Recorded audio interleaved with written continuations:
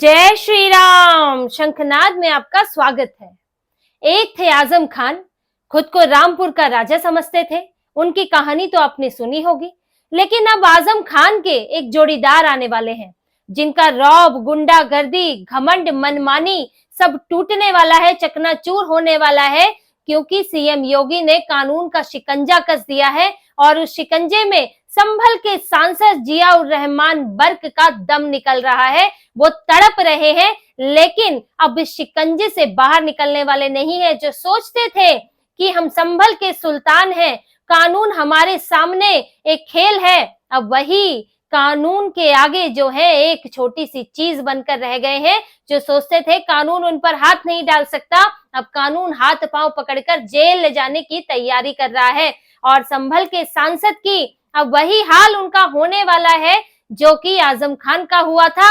पहले सांसदी जाएगी, फिर जेल जाएंगे और फिर कोर्ट कचहरी के चक्कर काटते रह जाएंगे, क्योंकि ये जियाउर रहमान बर्क वही है जिनके दादा से लेकर पोते तक आपराधिक मामले हैं, जो हमेशा भारत के खिलाफ बोलते रहे, हिंदुओं से नफरत करते रहे। और आज जो है इन्होंने जो इनके सिर पर घमंड चढ़कर बोलता था, घमंड, उस संख्या का घमंड जो इन्हें सत्ता तक पहुंचाता है, आज उस घमंड को सीएम योगी ने तोड़ दिया है। क्योंकि जियाउर रहमान बर्क जो है अब एक के बाद एक केस में ऐसे फंस रहे हैं कि अब कोर्ट में गुहार लगाने पहुंचे। इतने डरे हुए हैं कि जहां अभी एक दो केस दर्ज नहीं हुए, इलाहाबाद हाईकोर्ट पहुंच गए और कह रहे हैं कि गिरफ्तारी से छूट दी जाए, मेरे खिलाफ एफआईआर ही रद्द कर दी जाए, क्योंकि मैंने कुछ नहीं किया है। पढ़े लिखे आदमी है, उन्होंने कोई भड़काऊ भाषण नहीं दिया है और अपने लिए दंगों के मामले में छूट लेने गए हैं, गिरफ्तारी से राहत लेने गए हैं, क्योंकि डर सता रहा है कि अभी तो सिर्फ मीटर बदल रहा है, अभी तो बिजली वाले आ रहे हैं, कल को पुलिस आएगी, हथकड़ी लगाएगी और जेल में डालेगी, और फिर ऐसा जेल में डालेंगे कि बाहर नहीं निकल पाएंगे, क्योंकि अभी ही उनके खिलाफ 2 एफआईआर दर्ज हो चुकी है। जियाउर रहमान बर्क, उनकी सांसदी खतरे में है, क्योंकि अब जैसे ही सजा होगी तो उनकी सांसदी चली जाएगी। और जियाउर रहमान को यही डर लग रहा है। उनके खिलाफ जो है 2 केस दर्ज हो चुके हैं। पहला केस जो है वो दंगे भड़काने का है, क्योंकि जैसा पुलिस का कहना है कि पहले सर्वे में दंगे नहीं हुए, दूसरे सर्वे में वो भी शांतिपूर्वक हो रहा था, लेकिन जुम्मे की नमाज के बाद जब तकरीर हुई और वहां पर मुसलमानों को भड़काया गया, जियाउर रहमान ने भड़काया। जैसा कि ये लोग कहते हैं कि तुम करो, हम तुम्हें बचा लेंगे, जैसे वो वैसे ही गए थे हैदराबाद में दंगाइयों को बचाने के लिए, वैसे ही ये लोग तो यही कहते हैं, तुम करो, हम देख लेंगे। और इन्होंने लोगों को भड़काया, जिसके बाद पुलिस पर हमला किया गया और यहाँ पर पूरे संभल में जो है दंगों का माहौल बन गया, हिंसा का माहौल बन गया। अब सीएम योगी ने तो कह दिया है कि जो भी इसमें शामिल है, किसी को बिना सबूत के पकड़ा नहीं जा रहा है, और जो भी पकड़ा जा रहा है वो बचने वाला नहीं है। और यही जियाउर रहमान को लग रहा है कि अब वो अगर पकड़े गए तो फिर वो बचने वाले नहीं है, क्योंकि उनके खिलाफ अब सबूत इकट्ठे किए जा रहे हैं। इसीलिए अभी तक उन्हें गिरफ्तारी से वो बचे हुए हैं, क्योंकि पुलिस पुख्ता सबूत इकट्ठा कर रही है। क्योंकि ये तो तुरंत कोर्ट भाग जाते हैं, इनके पीछे तो बड़े बड़े वकील आके खड़े हो जाते हैं, पुख्ता सबूत इकट्ठे कर रही है। इसके बाद जियाउर रहमान जो है वो जेल में जाने वाले, गिरफ्तारी होनी उनकी तय है। लेकिन इस बीच उनका दूसरे काले कारनामे निकल आए। बिजली चोरी, घर में 2 मीटर और मीटर 4 किलोवाट के, और बिजली खर्च हो रही है 16 वाट की। अब जियाउर रहमान ने अपने घर में इतना बड़े बिजली चोरी करके रखी हुई है कि 2 मीटर एक उनके नाम पर है, एक उनके दादा के नाम पर लगे हुए हैं, और वो 2-2 किलोवाट के लगे हैं। और घर में है क्या क्या, आप इसकी सूची देखिए। 3 स्प्लिट एसी है, 14 पंखे हैं, 28 एलईडी बल्ब है, 2 टीवी है, 3 फ्रिज है, एक गीजर है, एक कॉफी मेकर है, एक अवन है। अब इतना सारा बिजली से चलने वाला सामान और मीटर का लोड सिर्फ 4 किलो, जबकि बिजली विभाग का कहना है कि इतने सामान, जब ये सारी चीजें चलती हैं तो इसके लिए 16 किलोवाट के मीटर लगते हैं। लेकिन जियाउर रहमान ने जो है सिर्फ 4 किलोवाट के लगाए हैं। और साथ ही सिर्फ इतना नहीं है, उन्होंने जो बिजली के मीटर चेक किए तो उसमें छेड़छाड़ पाई गई कि ये लोग कोई कटिंग के तरीके से जो तार डाल के या फिर मीटर में गड़बड़ी करके जो बिजली का बिल कम करने की तकनीक अपनाई जाती है, उसके जरिए ये लोग बिजली बिल को कम कर रहे थे। और जियाउर रहमान का 1 साल में 0 रीडिंग आई है, 0 बिल आया है। अब ये कैसे संभव है कि इतने सारे घर में उपकरण हो और आपका बिल 0 आए? क्योंकि इनके मीटर में गड़बड़ी थी। अब ये क्या कह रहे हैं, कई वीडियो चलाए जा रहे हैं कि 10 किलोवाट के सोलर पैनल लगे हुए हैं, उनसे बिजली आती है। तो देखिए सोलर पैनल का भी आप हिसाब देख लीजिए कि इसमें होता क्या है। सोलर पैनल से आपके घर की बिजली तो उसमें जितनी खपत होती है, आप जितना उसमें से लेके खपत करते हैं वो दर्ज होता है, साथ ही जो बच जाता है उसका सरकार आपको पैसा देती है। तो अब ये एक नया घोटाला बन सकता है कि ये सरकार से हो सकता है जो सौर ऊर्जा से बिजली बनी है उसके पैसे खा रहे हो, इसकी भी जांच हो सकती है।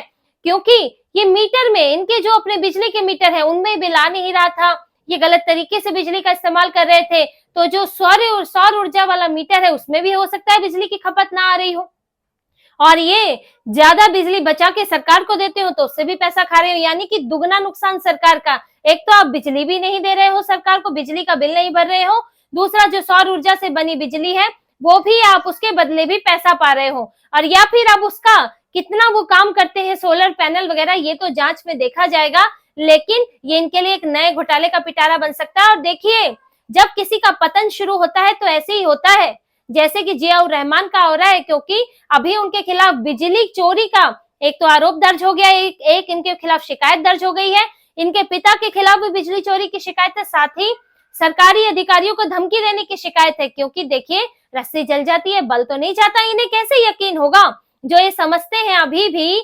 जो उस दिन को याद करते हैं कि भारत में जो है मुसलमानों का शासन था, हम सुल्तान हुआ करते थे, कभी हम फिर से यहाँ सुल्तान होंगे, जो ये सपना पाले चलते हैं उन्हें 2 दिन में क्या फर्क पड़ेगा। इसीलिए धमकी दे रहे हैं कि जब सरकार बदलेगी तो देखेंगे, जब हमारी सरकार आएगी तो देखेंगे। इन्होंने पुलिस अधिकारियों को ये धमकी दी कि यहाँ जब सपा सरकार बनेगी तो तुम्हारा क्या हश्र होगा। इसके बाद सरकारी अधिकारियों को धमकी देने के आरोप भी इन पर लगा दिए गए हैं। ये भी शिकायत उनके पिता के खिलाफ दर्ज हो गई है।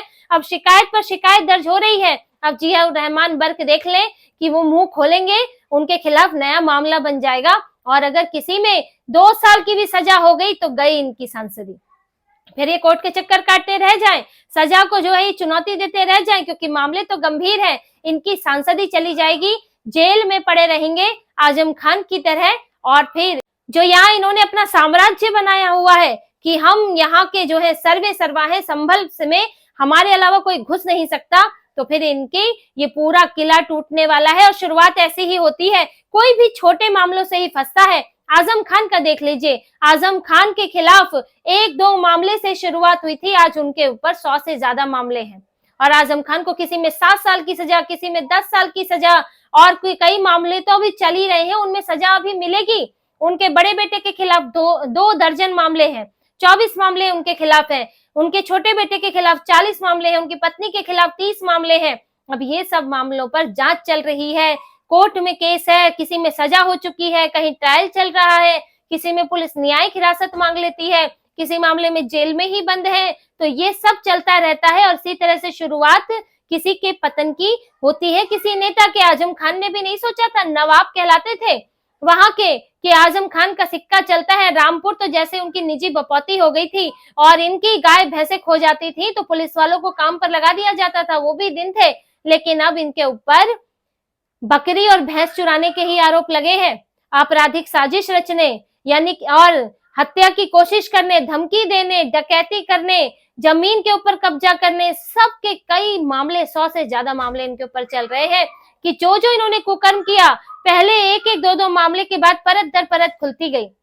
क्योंकि ऐसा नहीं होता है कि किसी के खिलाफ, कई बार लोग डरते भी हैं, शिकायत ही नहीं करते, लेकिन जब कोई व्यक्ति कानून के शिकंजे में फंसता है तो फिर जो लोग सामान्य लोग हैं, जो शिकायत करना चाहते हैं, वो भी सामने आते हैं, उनकी हिम्मत बढ़ती है, ऐसे में नए नए मामले निकल कर आते हैं। वरना तो जब तक सत्ता में है तो छुप रहे हैं, छोटे मोटे अपराध तो ऐसे ही छुप जाते हैं। जैसे कि अब समझिए किसी क्लर्क के, किसी अधिकारी के घर में पैसा पड़ा है, जब तक छुपा है काला पैसा तब तक छुपा है, लेकिन जब एक बार रेड पड़ती है तो काला पैसा भी दिखता है, कहां से आया ये भी दिखता है, उसके जरिए से कौन कौन शामिल है ये भी पता चलता है, किस तरह के और अपराधों में शामिल है ये भी पता चलता है। दाऊद इब्राहिम जैसे, उसके साथ क्या हुआ था, वो अपराध तो करता था, छोटे मोटे किडनैपिंग, वसूली, ये सब अपराध तो किया करता था, लेकिन पुलिस से बचा हुआ था। लेकिन एक बड़ी गलती कर दी, बम विस्फोट में शामिल हो गया, आतंकी हमलों में शामिल हो गया, आतंकियों के साथ मिल गया, और फिर उस पर जो चाबुक चला कि दाऊद इब्राहिम को यहाँ से भागना ही पड़ा, आज तक अपनी शक्ल नहीं दिखा पाया है।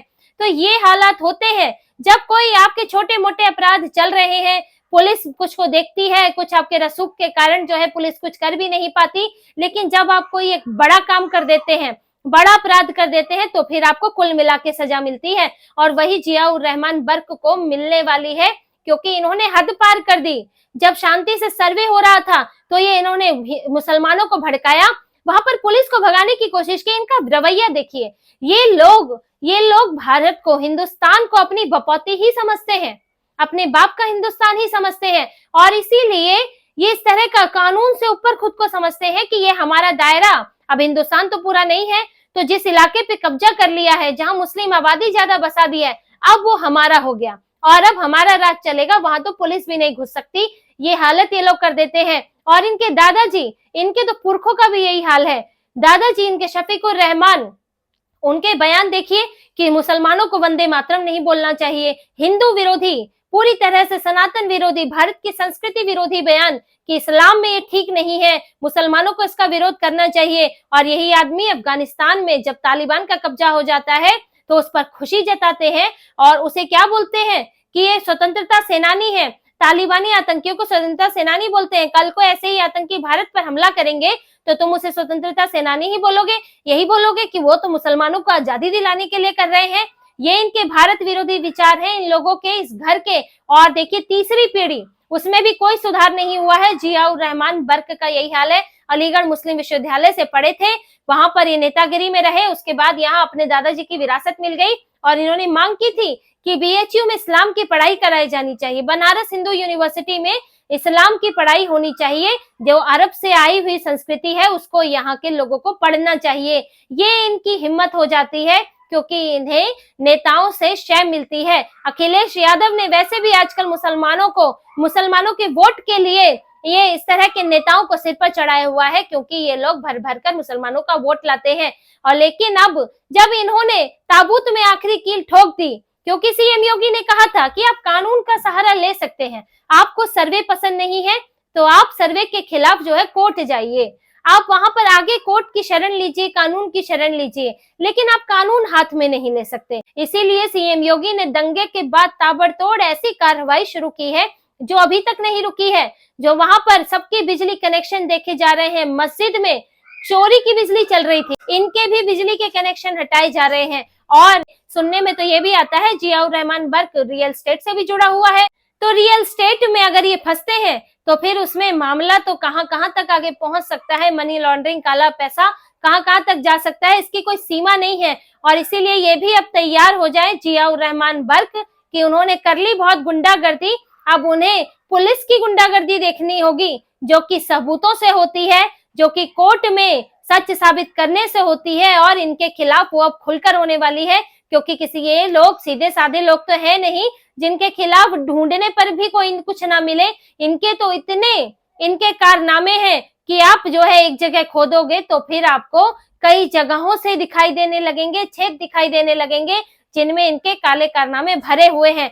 तो यही हाल है जियाउर रहमान बर्क अब अपनी सांसदी के दिन गिन ले, क्योंकि सजा हुई नहीं कि उनकी सांसदी गई, और जैसे ही सांसदी गई तो उनका राजनीतिक भविष्य वहां पे खत्म हो जाएगा, क्योंकि जेल से बाहर नहीं निकलेंगे। जैसे कि आजम खान चिट्ठियां लिख लिख कर नाराजगी जता रहे हैं, उन्हें ये भी लग रहा है कि हमारी ही पार्टी साथ नहीं दे रही है, और हो सकता है कल को जियाउर रहमान बर्क के साथ भी हो जाए, क्योंकि सीएम योगी तो बख्शने वाले हैं नहीं। उन्होंने तय कर लिया है कि संभल से सबक सिखाया जाएगा, और उस सबक को जो है ताकि दूसरे लोग भी याद रख सके और कानून को हाथ में ना ले, और सीएम योगी को सपा के अखिलेश यादव ना समझे या फिर कोई लुंज पुंज नेता ना समझे, जो कि अपनी पार्टी को ही बचाने के लिए दूसरे नेताओं के लिए जो है लीनियंसी बरतते हैं, दूसरे नेताओं को छूट देते हैं। तो सीएम योगी तो ये करने वाले नहीं है। इसीलिए जियाउर रहमान बर्क की नींदें उड़ी हुई हैं, बेचैन है, और अब किसी भी तरह कोर्ट जाकर या किसी दूसरे रास्ते से राहत पाना चाहते हैं।